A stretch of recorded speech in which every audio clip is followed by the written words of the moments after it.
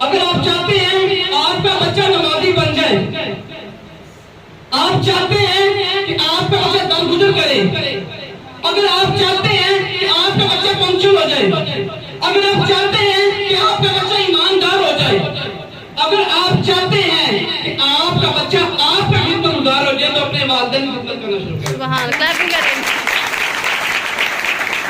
देखिए जी, बात बड़ी सादा सी है। हम फसलें हैं, बाहर देखिए फसलें, अगर हम गंदम बोएंगे तो क्या होगा, उगेंगे। और अगर चावल बोएंगे तो चावल मकई, मकई तो मकई होगी। तो सीधी सी बात है, जो बोना है वो काटना है।